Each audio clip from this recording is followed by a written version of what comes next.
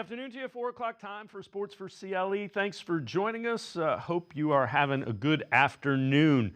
Browns continue getting ready for the Senior Bowl and the off-season, if you will. Andrew Berry getting ready to do some moves as well. Let's welcome in Jack Duffin from the Orange and Brown Report. And Jack, appreciate you joining us. I know you've written an article for the Orange and Brown Report. Why the Browns should be optimistic for a 2025 bounce-back season. Take us through that and kind of how you arrived at that.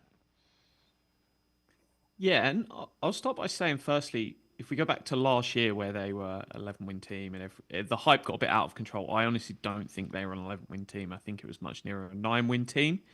And then this year, they won 3 games. That's what the record says on paper, and yes, you are your record.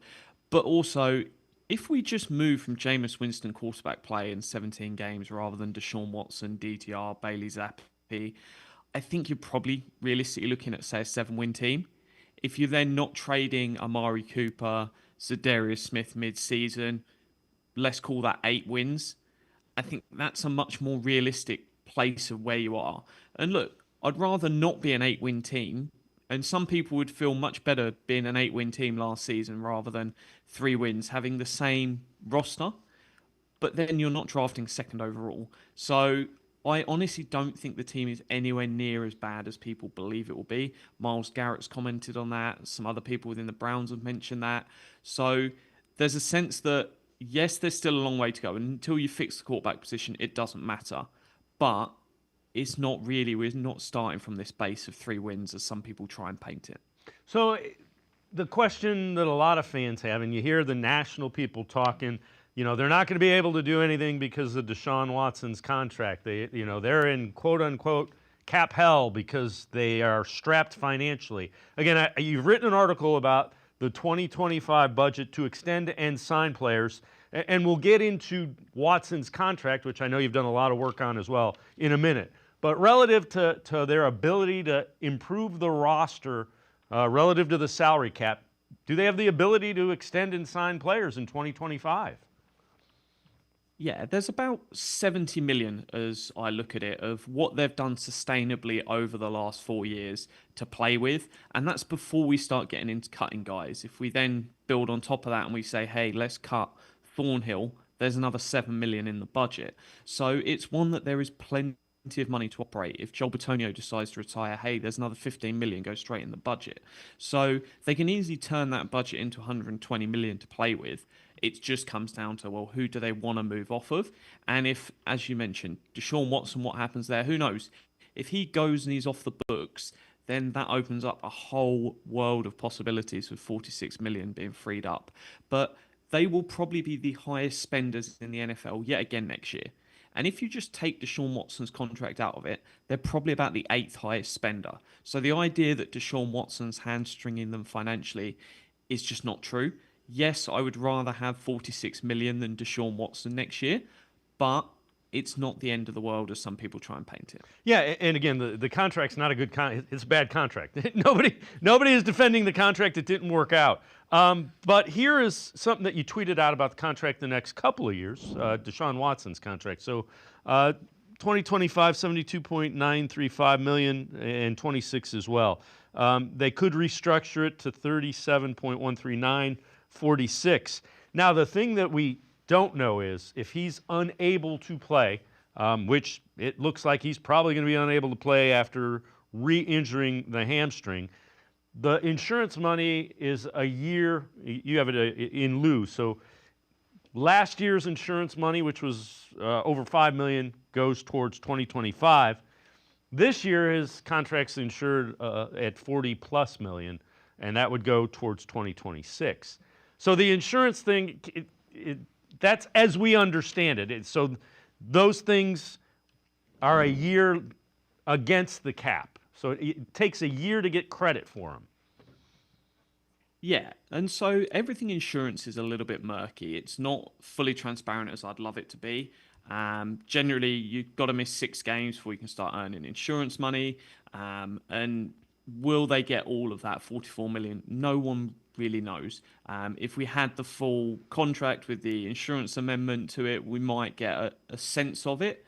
But who knows what that money will be. But the key thing is, if he misses the 2025 season, they would get that insurance saving in 2026 as a salary cap credit. It wouldn't happen into this upcoming off-season's budget. It would be there.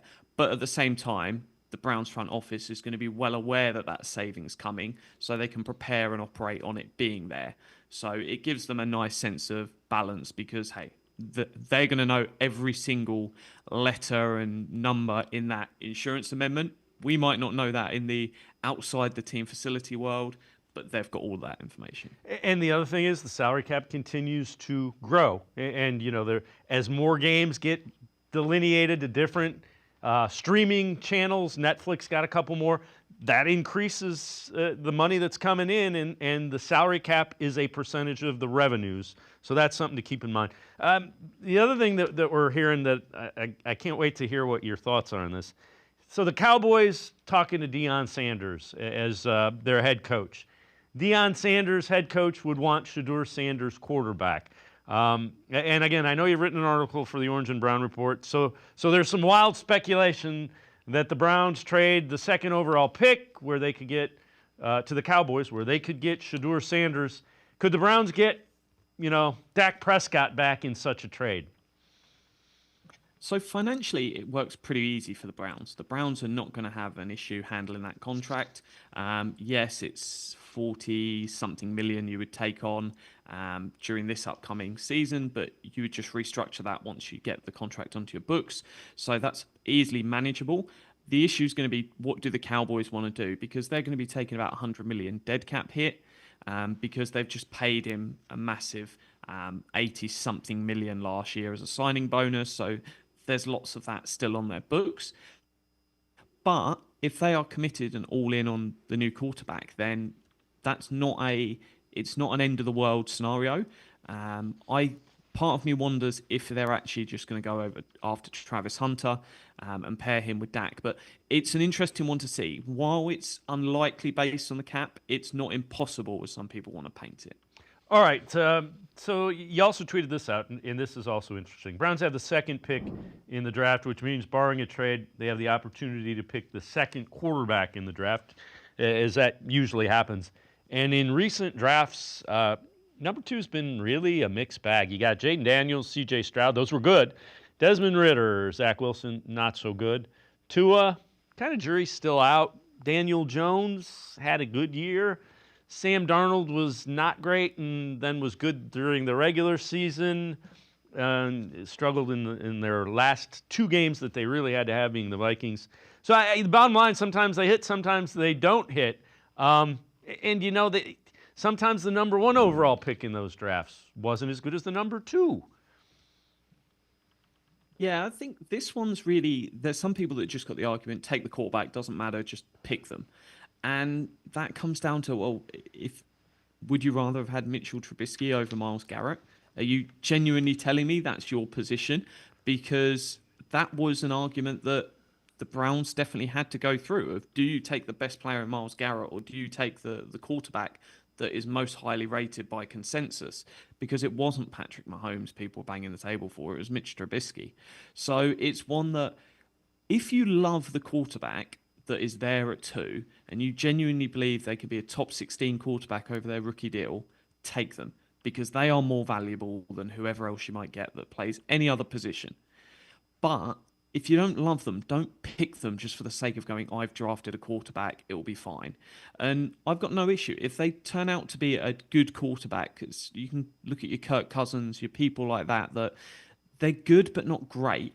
You can still move on from them after the rookie deal. But if they give you above average quarterback play for 5 years, that's a great place to be. And you can constantly reassess, find other quarterbacks down the line. But that gives you a nice, hey, you've got 5 years of certainty at the position. So I think it's really going to come down to, post-combine is going to be really interesting because the rumours and everything start leaking more after that. But if they genuinely believe either of these two quarterbacks are legit, top 16 quarterbacks for a 5-year window, grab them. If not, just don't do it for the sake of doing it. Yeah, keep in mind, the guys that you view as cornerstones, Denzel Ward, Myles Garrett. Myles was number 1 overall pick. Denzel was number 4 overall pick. So you got to get a guy like that if you're drafting in the top 5. It's got to be somebody that, can be that good. Again, I know you've also written an article, quarterbacks that are available fits for the Browns in the offseason. Who do you think, who makes sense to you? And take us through that article. Yeah, so if we're looking for the starter, and I'm looking at different roles here. So with the starter, for me, Kirk Cousins is the best route to go and bring in. He's going to cost, once he's cut, and I know the Falcons have said they're not going to cut him. They are going to cut him. They're just going to wait as near to March as possible when another 10 million gets guaranteed. That owner is not going to allow them to guarantee another 10 million just to sit as a backup. So it's one that I'd expect that cut to happen much nearer that point. And then if you can get him for the vet minimum, we're talking 1.255 mil, bring him in, and you're not betting everything on him. You're saying, hey, we think you should be good enough. And if he was only like the 22nd best quarterback last year, people talk about him as if he was like the 31st or 30th. He was better than that. He's going to give you league average play, and who knows, in the Kevin Stefanski scheme, that could get better. So I'd definitely take the bet on him. The other option, if you don't want to go there, is probably Daniel Jones, where they can make the approach to him and say, look, come in, be the guy for us. It's only a year, and then you can go to free agency.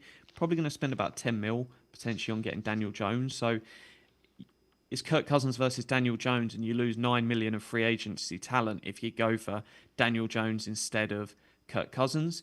And then in terms of the backup, Mac Jones really appeals to me. He had a fantastic rookie season, and lots of people forget that because it was a few years ago now. The last 3 years after that weren't great. But if you can get, what have we seen with the Kevin Stefanski scheme? Every quarterback that's come into it, bar Deshaun Watson, has ended up being elevated, played better, looked really good. So I would take the gamble on a Mac Jones and go, hey, if you can just give us league average quarterback play, even just for 1 year, that's a real win. So I'd take that pair of bet on the upside of Kirk Cousins returning to what he's done before, because if he turns out to be a top 10 quarterback, you are laughing paying 1 million for that. And then have the backup there as Mac Jones that should be able to get to league average play based on what Kevin Stefanski's done with other quarterbacks. And then draft whoever you're going to draft. You might draft someone at 2. I haven't really dug enough into the draft yet. But if not, trade down and get the pick for trading up for whoever the quarterback you want in a year's time, because you're going to have to find a long-term answer during the draft. There is no long-term answer in free agency. People hyped up Baker. They've hyped up some of these other guys. They're good and they can get you to the postseason. They are not going to consistently win postseason games if they are found in free agency. Jack Duffin from the Orange and Brown Report. Now going to step aside, take a quick time out, other side of the break. We'll head to the voicemail of Truth and Reason, Sports for CLE. We'll be right back. Stay with us.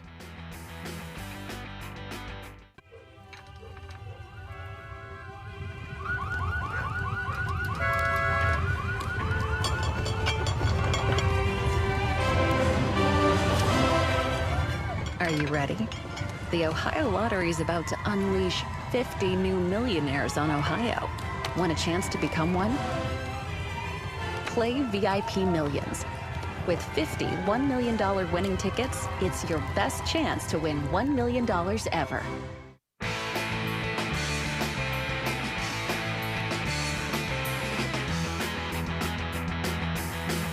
We continue talking Browns with Jack Duffin from the Orange and Brown Report. Let's head to the voicemail of Truth and Reason.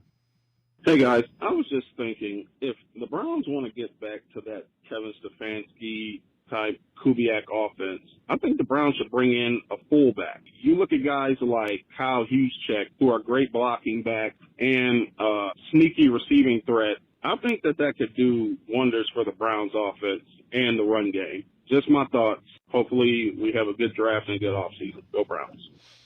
As always, appreciate all of the voicemails. Jack, that's all indications are they're going to go back to the Kevin Stefanski offense. So fullback, tight ends become important as well. I don't know. I'm quite different in this view to lots of other people that look at your blocking tight ends, look at your fullbacks, and they talk about that because there's a very big difference from your early Kevin Stefanski offense when he came to Cleveland versus the 2023 offense that had a lot more 3 wide receiver sets. Wasn't that reliant on a fullback? Yeah, you had Harrison Bryant do maybe 1 or 2 snaps a game. And my view is that if they're going to go for the blocker, they'll probably go back to having the sixth offensive lineman. So I don't know if you need the blocker and the fullback as much. I think they will still be quite a lot of modern stuff. So I'm not sure that they want to even roster a fourth back to have a fullback on the roster. I think they're going to try and bodge it, work it around different ways, because you're talking about 2 to 3 snaps in a game. Is it worth a roster spot for that? If you're getting a phenomenal special teamer, you can have that conversation and go, actually, we're going to drop to 5 linebackers on the roster, because rather than have the special teamer as a 6th linebacker, they're going to be this blocking fullback / tight end. So there is the realm for it, but I don't think it's as important as people think, because they're looking more at that 2020, 2021 Kevin Stefanski versus sort of what we saw in 2023, which was very, very different. All right, fair enough. All right, you've written a series of articles just on Browns free agency needs and re-signing decisions. We'll take a look at a couple of the positions. Let's start with the offensive tackle. So the tackle play last year, a lot of guys were injured. You've got starting left tackle Conklin, Jones, veteran minimum guys, and some of the younger guys. And your point is both Conklin and Jones have been injured a lot recently, so you probably need 3 starting caliber left tackles. Just take us through the rationale and the offensive tackle position. Yeah, I want to see the proof of someone doing it. So some people are very much happy to go, hey, throw Dwan Jones out there and let's see what happens. I'm not in that position. If he would have been healthy for the whole of this second season, then maybe I could have had that view. But due to his size, there's always going to be a higher chance of injury versus a standard left tackle. Jack Conklin has looked really good this season, so I'm happy leaving him there. But I think you've got to go out and find a proven left tackle. Yes, you're not going to get a superstar, but you can find near enough league average, hopefully, in free agency as a 1-year fix. And then by all means turn to the draft and hopefully get someone that can do the job in 2026. And who knows, we could be sat here in 2026 talking about Dwan Jones as the proven left tackle, because these things happen and allow him to develop. There's nothing stopping you going, you sign a left tackle that hits, or the left tackle you sign doesn't work out, and in a year's time, who knows? Dwan Jones could be the right tackle, and the rookie that we draft this year could be the left tackle. But give yourself as many options and progress. And yeah, this is a series I've been doing, looking at, well, what do the Browns need in free agency ahead of the draft? Because lots of people start with the draft. For me, I'm not worried about the draft until free agency's done. They will fill the needs in free agency, and then the draft's about finding the best players. All right, so along those lines, wide receiver, another one that you're looking at in that series. And you see, you got Jerry Jeudy, you're looking for a starter, rotational guy. Tillman Thrash, a vet guy that's minimum league. And then some younger guys that have been they're just intriguing. The bottom half of that is intriguing. When you look at it, I'm with you. I don't have a great feel. I think Jerry Jeudy's good. I don't have a great feel because most of his production came with Jameis Winston, who throws the ball downfield and lets him make plays. Yeah, I think Jerry Jeudy is going to be one of your 2 starters next year. And Cedric Tillman, there was a 2-game sample that was incredibly exciting, what we saw with Jameis Winston. But because he missed the end of that season with concussions, I've not seen it over enough games where I'm like, yes, he's our wide receiver 2, bank on it. Because coming into when Jameis Winston played, I think he had something like 3 catches for 9 yards. So that's not a player where you're like, I want to bet second most important position behind quarterback is wide receiver. My second best wide receiver is this guy that there's a small sample size on. So I think you've got to go out there and invest. I don't think you go all the way to sort of T. Higgins, 28 million. It'll be fun to sign him because that will be an explosive offense. But I think you're looking at other guys out there and trying to find someone, who knows, if you feel good about the health, maybe a Keenan Allen for a 1-year deal to say, hey, you come in and you can be that sort of 2/3, work alongside Tillman. And if Tillman steps up then and maybe you draft a guy, Keenan Allen could just be a 1-year bridge. But it's going out there and really investigating that wide receiver market. And you've got to find someone. You cannot go into next season with just sort of Tillman, Judy, and a rookie. It's too risky. The wild card I want to throw out there, though, Kyle Pitts is potentially on the trade market. That's the rumor out of Atlanta. I would be considering calling them and going, would you take Greg Newsome, a 6th-round pick for Kyle Pitts? And then maybe you get a bit more of, effectively, Kyle Pitts is just a slot wide receiver. He's a pumped up, and people will call him a tight end. He's a slot wide receiver, and that could be a very, very interesting combination. We've seen Kevin Stefanski thrive with 2 tight ends, and that's a weapon that if you've got the middle of the field is dominated by David Njoku and Kyle Pitts, that's going to be a tough place for defenders to stop the Browns. And the other thing is he has a little bit of familiarity with Kirk Cousins, who the Browns are pretty well interested in. We know that. All right, before we go to break, let's take a look at the running back position, another one that you had done. And you've got a starter, you got Chubb, you got Ford, and then some of the younger guys. It's going to be interesting. I'm kind of with you. I think they find a way to bring Nick Chubb back on an incentive-laden deal. We'll see. Yeah, so I would re-sign Chubb. I expect it to probably be something called a 4-year qualifying contract. They used it on Taki Taki a few years ago, and the Packers used it on A.J. Dillon this year. But each team can effectively get the saving for one player. He'll get paid about $3 million in cash, but only $1.5 million will ever count on the salary cap. It's not backloading. It's a sort of veteran incentive that the NFLPA and the league worked out. So I could see them signing him to that.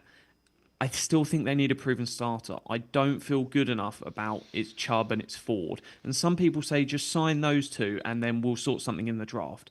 I am not going into a draft going, I have to pick a running back in the first 3 rounds, because that's how you make bad decisions. You reach on players.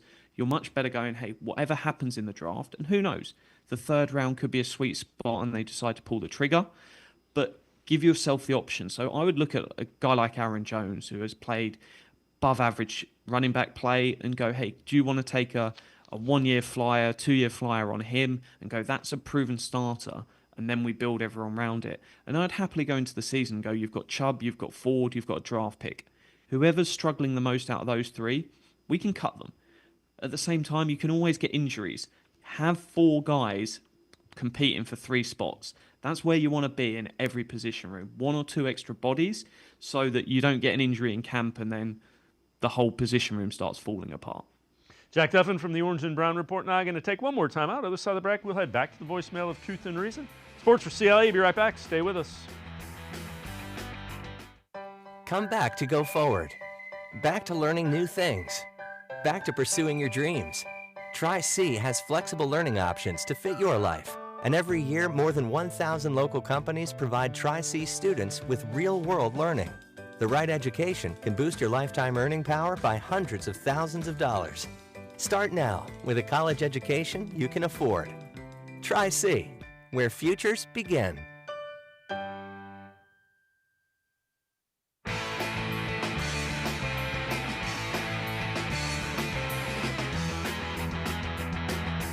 We continue talking Browns with Jack Duffin from the Orange and Brown Report. Let's head back to the voicemail of Truth and Reason. Everybody's saying that since Tommy Rees got the job as OC, everybody thinks that it's about to be Jalen Milroe. I don't think it's about to be Jalen Milroe, because reports have been coming out that they've been more interested in Jackson Dart. Jackson Dart is, in my opinion, one of the better quarterbacks in the draft. He's been more accurate. He takes care of the ball, runs a little play action a little bit, and will be aggressive when he has to. Now, he has to be more consistent, in my opinion, but I think he's one of the better quarterbacks that the Browns obviously sees, and I feel like he could be a franchise for a very, very long time. And with the guidance of Kevin and Tommy, I think that can happen. As always, appreciate all the voicemails. Jack, it's early, especially with the younger guys like Milroe and Jackson Dart. Jackson Dart, I think he's 21, 22, so he's young, played 4 years of college football. They're going to do a lot of due diligence. The one thing I would say, Tommy Rees knows Jalen Milroe because he's coached him. They have some information relative to Jalen Milroe that nobody else has. So if they think he's really good, I'm fine with him. I'd be more fine with him in the 2nd or 3rd round. but they have information with Jalen Milroe that other teams don't.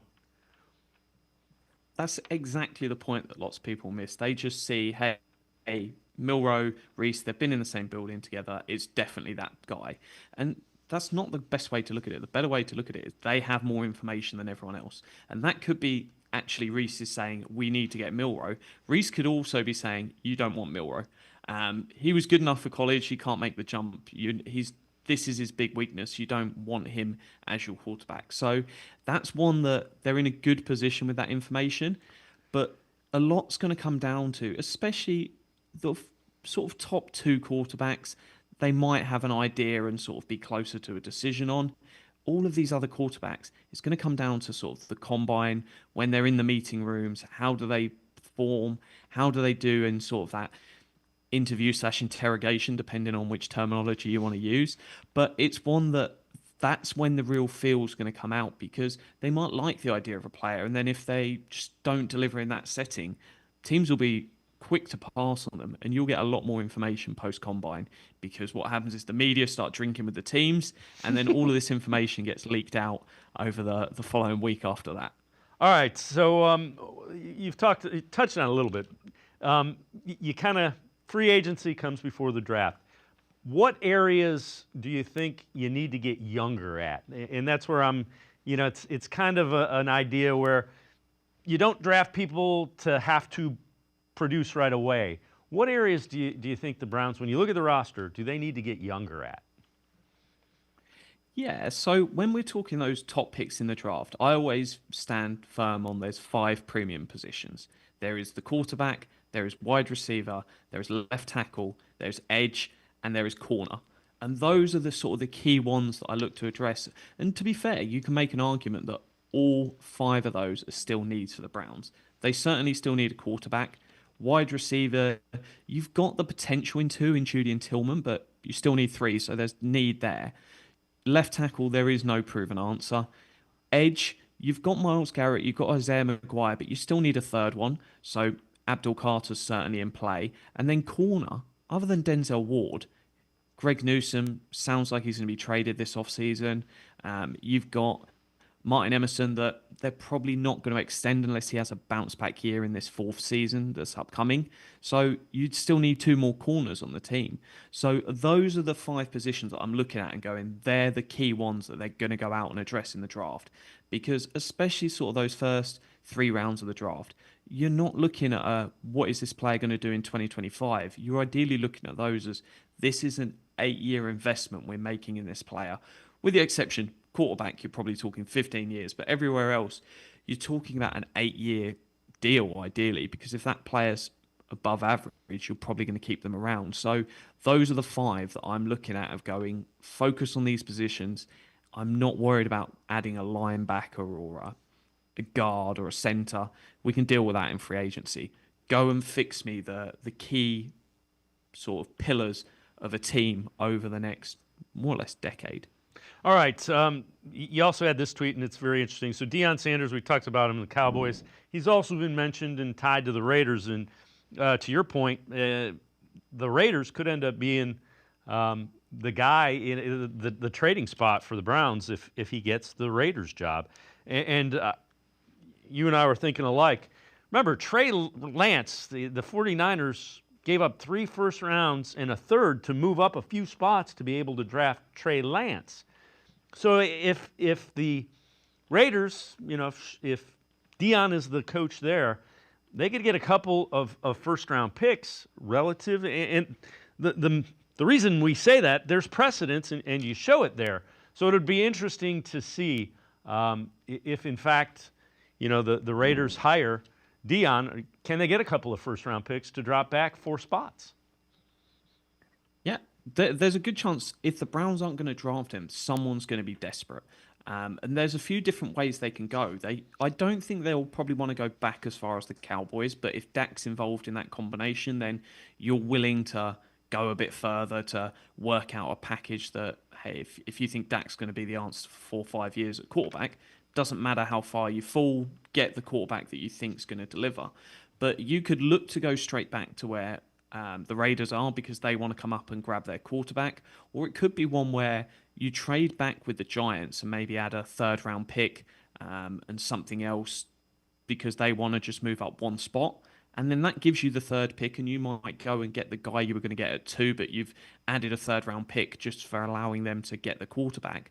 But you could still, at the same time, maybe someone like the Raiders is really keen to add Travis Hunter, a flashy player, someone that can be the sort of face of the franchise because they're going through that lack of sort of an identity as a team.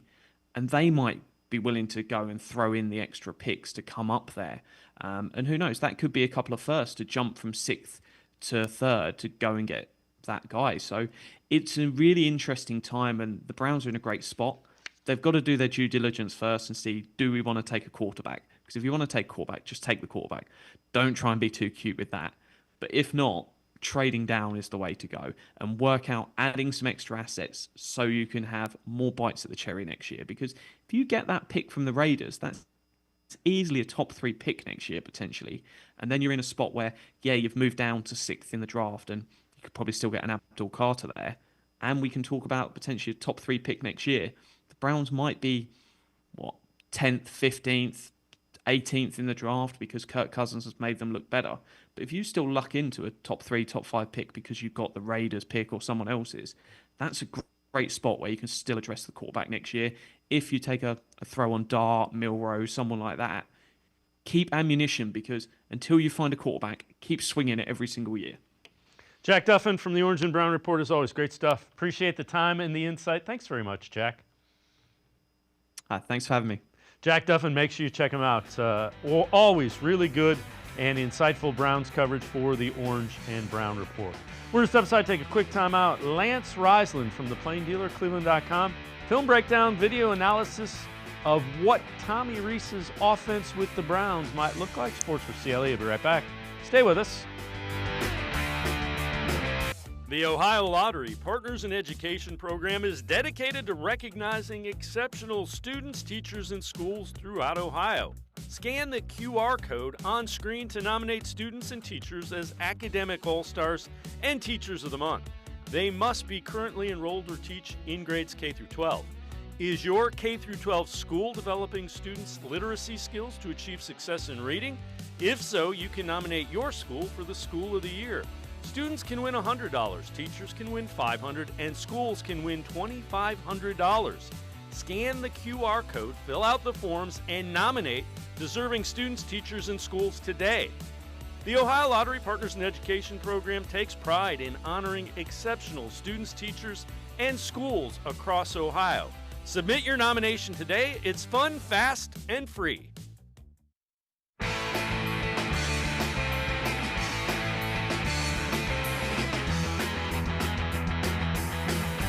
We continue talking Browns on Sports4CLE. It was announced from the Senior Bowl that Browns special teams coordinator, assistant head coach Bubba Ventrone will be the American team head coach later this month. Ventrone gets a close-up look at quarterback prospects, Alabama's Jalen Milroe, Mississippi's Jackson Dart, Will Howard. Also, Jock Cesaire will be the defensive coordinator for the national team. He's, of course, the Browns' defensive line coach. Let's welcome in Lance Reisland from the Plain Dealer, cleveland.com.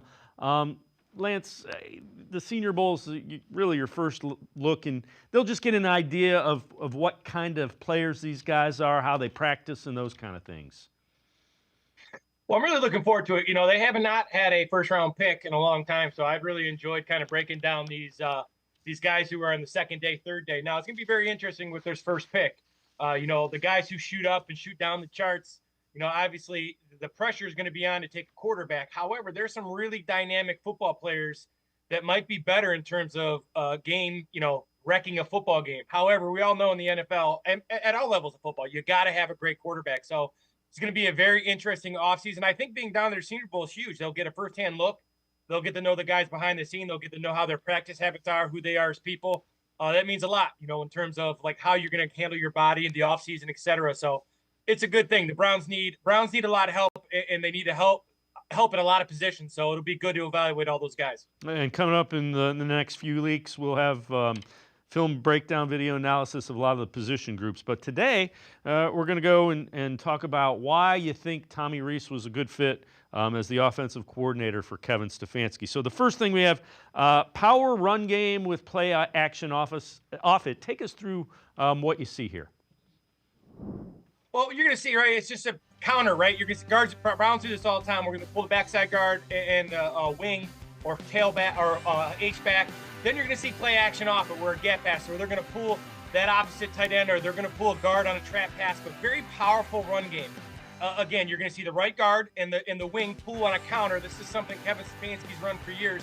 And what I think is important is that it tells you that Kevin Stefanski has the keys back to the offense. He's going to be able to do what he wants to do. This is kind of who I thought they would get, not necessarily Tommy Rees, but when they went and got Dorsey, it told me that they were making a move towards more of the spread. This tells me they're going back to what Kevin Stefanski does very well. And for me, that's all about not what they're running, but how they can fix it. Because everybody can run everything. You got to be able to fix stuff. And obviously now, with Tommy Rees having the same philosophy, with the power run game, and the play action off that power run game, he'll be able to help Stefanski. He'll be able to see what Stefanski sees. I would be shocked if he's on the phones with him during a game. This is a very good pickup in terms of philosophy. They both want to establish that run, which I think is so important in Northeast Ohio. And again, he was the offensive coordinator at Alabama and at Notre Dame, and both those teams ran the ball really effectively. All right, number two on the things that you can expect and why Rees fits. Use of tight ends, formation, and play flexibility. Take us through those. Well, you see the first one here, the fullback's he's actually going to bluff the defensive end. So there's a bunch of different ways to do it, and this is what Tommy Rees does really well. Tommy Rees is going to adjust his style, but he's also going to adapt to the players he has. So this would be good for what the Browns want to do, right? So the backside end, that 45 who goes in motion, normally he would block that end, and that's called a split zone. Now, they can leave that end unblocked, and they can run zone read, or they can do what they do here where they bluff him. So you'll see 45, he's going to bluff him, and then he's going to go to the flat. So now Jalen Monroe has multiple options. Same thing. Now, with the Browns and what Kevin Stefanski likes to do, and depending they have at quarterback, they can do all those things. And what it tells you is that he is flexible within his scheme, and the tight ends mean a lot. 12 personnel, 13 personnel, creating the matchups they like. That's all very, very important for what the Browns want to do moving forward, going back to what Kevin Stefanski's been good at. All right, and the third point that we're going to look at, why Rees good hire for offensive coordinator for Kevin Stefanski's system, movement to create angles for offensive line and eye candy for the linebackers and secondary. We're going to see right here. So this is a great example of what eye candy does. This is simply just a split zone, but when you watch the linebackers, you're going to watch the linebackers slide with motion with number 17. This is just a split zone. Now, it kind of covers a lot of things, what makes sense why he's with Stefanski. You're going to see big double teams. He worked under Nick Saban. This is the clips you all have it's all from 2023. So you're going to see the big double teams. You're going to see the physicality at the point of attack. You're going to see offensive linemen get up to the second level. Things that Kevin Stefanski has done in his tenure with Cleveland, and done it at a very high level with Nick Chubb and all his other backs. So again, a guy who understands his scheme and can tell them what's wrong, how to fix it, what they need to do. And again, this eye candy is what we kind of thought we were going to get from Dorsey, which we didn't. Now you're going to get this from Tommy Rees. Tommy Rees is going to run these base power plays, but he's going to try to get the eyes of the second level off, just like he does here, and it creates these big running lanes. So you mentioned Jalen Milroe, the quarterback for him. And again, not in any way saying that Jalen Milroe is a guy they're going to draft, but Tommy Rees will have information on Jalen Milroe that no other teams will have. He's worked with him for an entire year. He's been his offense coordinator for an entire year.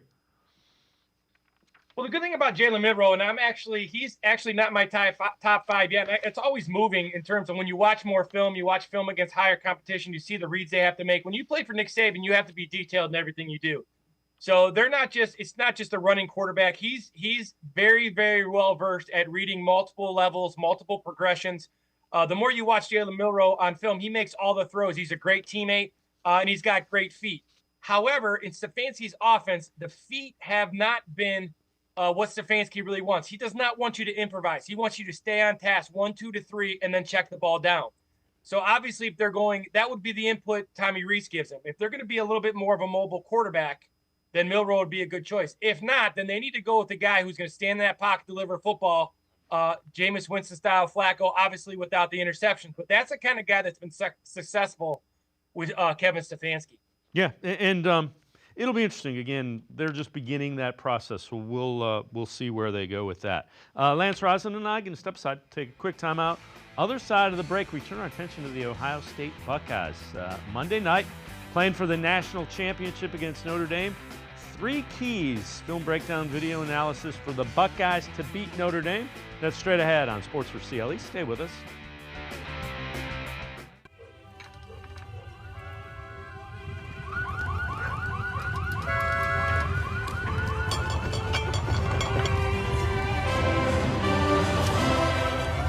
Are you ready? The Ohio Lottery is about to unleash 50 new millionaires on Ohio. Want a chance to become one? Play VIP Millions. With 50 $1 million winning tickets, it's your best chance to win $1 million ever.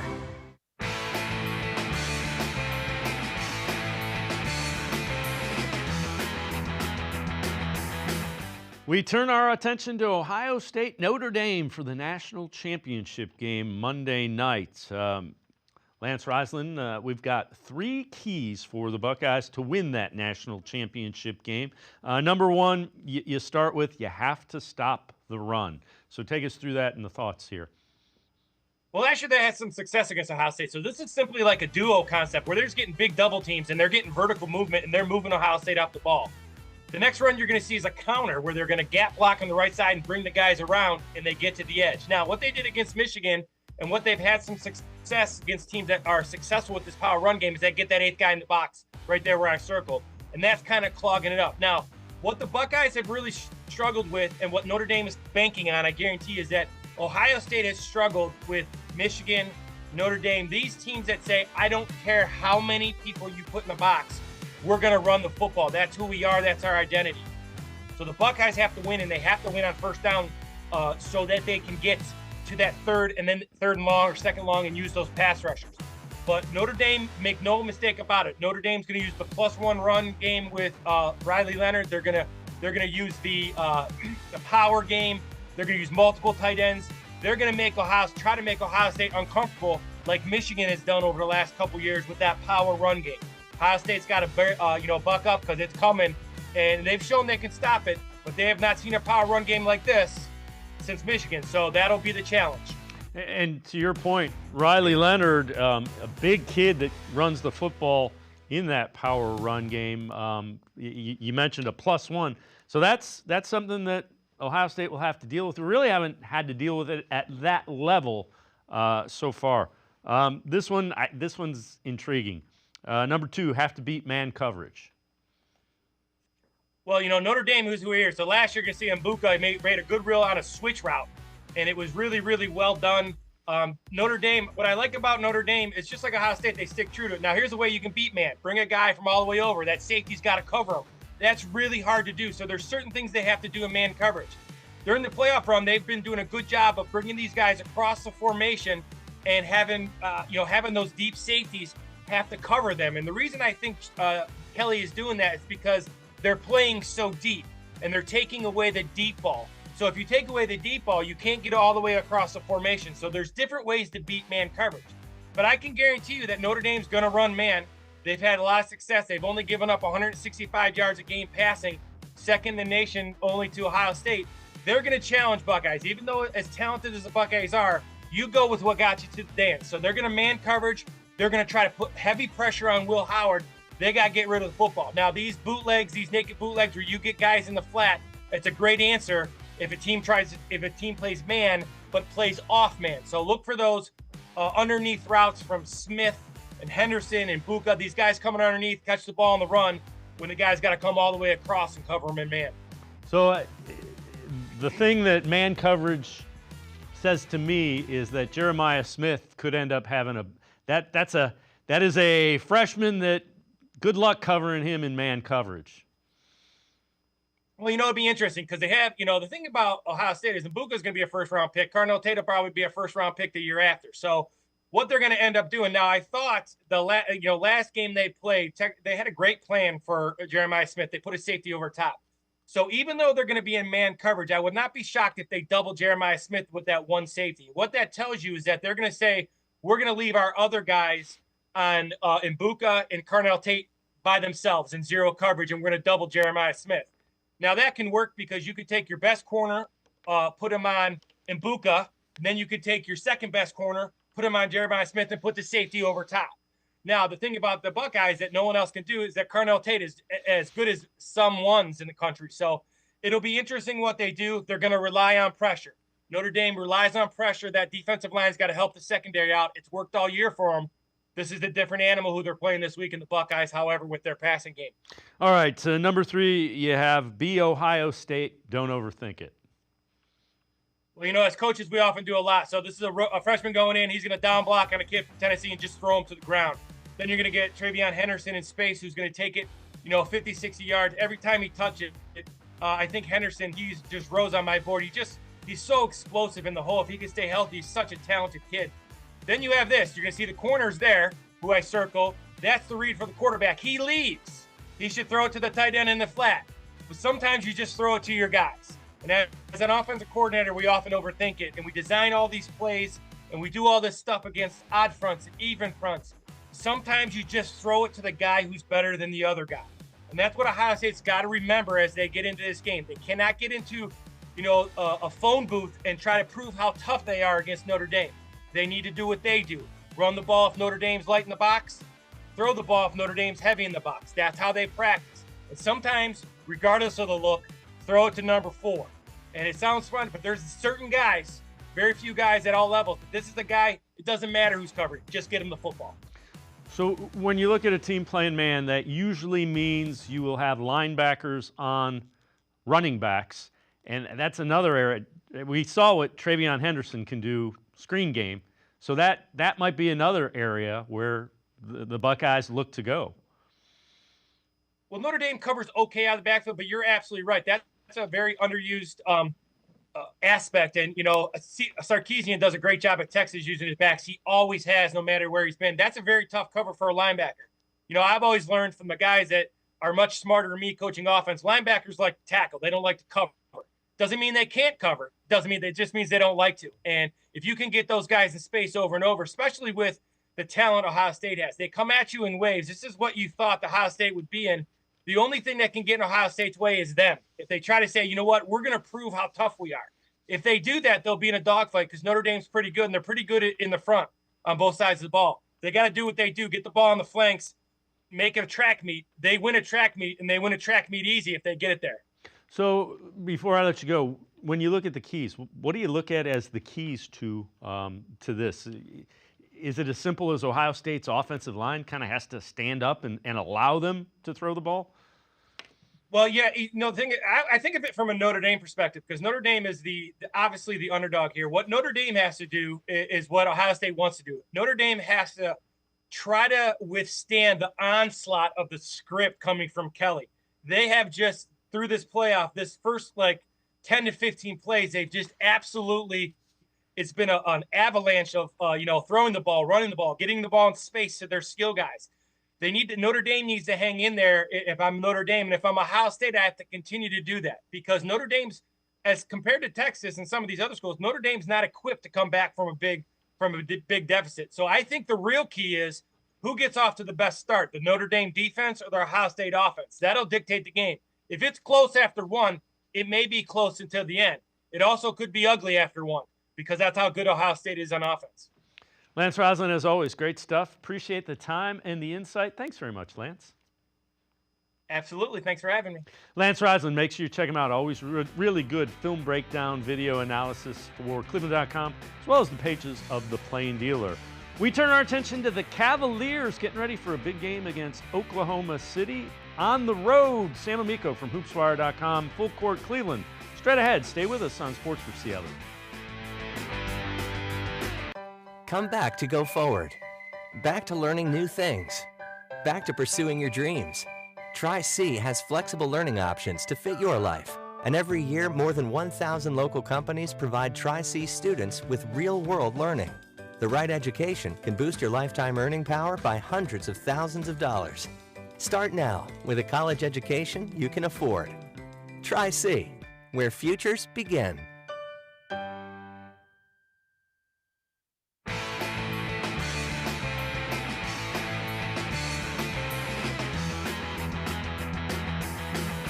Sports4CLE continues. We turn our attention to the Cavaliers. ESPN's national NBA analyst Brian Windhorst on how good he thinks this year's Cavs team can be. Well, look, I still have the Celtics as the favorite to win the East, and I think they've earned that.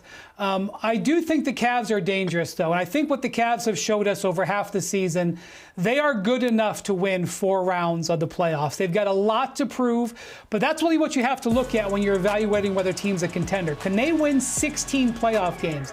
I think with the answer with the Cavs, I think it's yes. It will be hard. They will be the underdog, but they have put themselves in position to get home court, and they're 5.5 clear right now of the Celtics. They've only lost 5 games all year. Let's welcome in Sam Amico from hoopswire.com, co-host of Full Court Cleveland. Sam, it's hard to argue. All the national people want to see it in the playoffs, and I get that. But when you're playing the way the Cavs have played and you have 5 losses at this time of the season, you're pretty darn good. Yeah, and everybody that's the narrative now. Okay, they've shown us what they can do through the first half of the regular season, which at this point is be the best team in the NBA. That's hard to argue with. But yeah, most of the people want to see, what can they do in the playoffs? How well are they going to fare there? I think that for the most part, they give you every reason to believe that they can make some noise in the playoffs, especially if they continue to have the league's best record and have a home court advantage over Boston.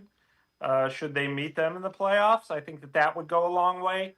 And mostly that, the good news is the Cavs hear this narrative so that they know, everybody, there's still that doubt out there. So that keeps you hungry. That keeps you wanting to prove people wrong.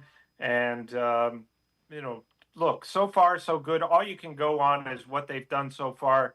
And it's been really fantastic, and really no reason to believe, as long as they stay healthy, that it will slow down to any degree. So tonight, rematch. Cavs play the Thunder. It was a hugely entertaining game here in Cleveland last week. They're in Oklahoma City. You wrote an article kind of by the numbers. So the Thunder, Shai Gilgeous-Alexander has won the first 2 Western Conference Player of the Week or Player of the Month awards. He's averaging 31.5 points a game. Thunder have 3 players in the top 6 in steals: SGA, Jalen Williams, Kason Wallace. They're riding a 9-game home winning streak, and they're on a pace to break the NBA's single-season point differential, currently plus 12.8. So they're winning games by an average of almost 13 points a game. Any way you slice it, and we saw it against the Cavs at Cleveland, they're a really good team that's as young as the Cavs, really. Yeah, they're 2 franchises that kind of mirror each other, and not just in the way the roster was built, but in the style they play. Like the Cavs, they have a superstar guard in Shai Gilgeous-Alexander, much like the Cavs with Donovan Mitchell. What the Thunder really don't have is a Darius Garland and Evan Mobley, especially with Chet Holmgren still being injured. But they move the basketball extremely well. They're deep. They get contributions from unlikely people like the Cavs can do from time to time, where, you put all your focus on the Cavs core 4 of Mitchell, Garland, Evan Mobley, and Jared Allen, and then somebody else like a Karis LeVert or George Niang or Dean Wade or Isaac Okoro, somebody else will step up that you really aren't game planning for. The Thunder have 3 or 4 guys every game who are doing that, aside from Gilgeous-Alexander. And, these franchises really, I think that they can be very proud of the fact that, Cleveland's a 26th out of 30 markets in the NBA size-wise. Oklahoma City's 28. So they've really gone about building things a different way. They don't typically build through free agency. You have to do it through the draft and trades. And, look, they've hit the target every time, both of these teams. So I would think that while the Cavs and their fans want to beat the Thunder, they certainly appreciate what they've been able to accomplish as well. So same article, Cavs by the numbers. They've won 6 straight on the road by an average margin of just under 16 points a game. 14-3 on the road. That again, you win on the road in the NBA, it's a sign of a good team. Mitchell is averaging 23.1, Garland 21, so they're getting an average of 44 points from their backcourt. Allen second in the NBA in field goal percentage, better than 70%. Evan Mobley sits at 10th, 58%. And they lead the lead in offensive rating at 121.3. And let those numbers sink in. Your big guys are shooting 70 and 67%. And they're starting to run the offense through Mobley a little bit. Jarrett Allen just scores. He doesn't need to touch the ball. And your backcourt is almost 45 points per game. Yeah, and that's the sign of what Kenny Atkinson talks about when he talks about shot quality. They keep that stat. Are we getting good looks at the basket, not just putting up points? And that's really been the secret sauce to their success, is that they're getting good shots. They're not getting shots that are greatly challenged. You look at Jarrett Allen, most games he's, like you said, Dave, he doesn't need the basketball to succeed. He gets the ball for a split second and puts it in the basket. So it's hard to be more efficient than that. A lot of those are, you look at most of his games, 6 of 7 from the field, or 7 of 8, or 5 of 6 with 20 points, So they've really been efficient in that sense. The way Mobley has been able to extend his game to beyond the 3-point line, where, previous seasons you were kind of thinking, why is he taking a 3-pointer? Now you're like, Kenny Atkinson says you'd like to see him take more. So those are just the two big guys. And then, as you mentioned, and is in the story, with the guards, 45 points a game between the two of them. It's just an efficient and high-powered machine that really, as we've seen, 90% there's a reason 90% of the time they're winning games. And I think we saw that the other night in Indiana when they went in there and they really just put on a demonstration of, oh yeah, that's why this team is 34-5, because when they get it going, forget it, you're done. And that's what happened in that second half against the Pacers the other night. It happened against the Thunder in the previous matchup. So yeah, everything's clicking, and the stats are kind of revealing just how well it is. And that's the reason people that follow the team and cover them, they always seem to have an answer. If you want to take away one facet, that's the reason I think they're kind of built for playoff basketball. And I think Kenny Atkinson has done a really good job coaching this team. He's talked about the need to improve or be better in the third quarter of games. This is kind of what he's getting at. It's mostly on the defensive side of things. So they're averaging 30.9 points. They're shooting almost 50%. They're shooting almost 40% from three-point range. They're making 4.2 threes. Their plus-minus, all those are third in the league. Their plus-minus is only 0.5. That's 13th. Their offensive rating, third in the league, 122, and this is what he's getting at. 119.2 is the defensive rating. That's 24th. So specifically, and I'm sure Cavs are hearing this more than they want to hear, they got to be better defensively in the third quarter. Yeah, Kenny Atkinson said that against the Pacers when they lost to the Pacers in Cleveland earlier in the week.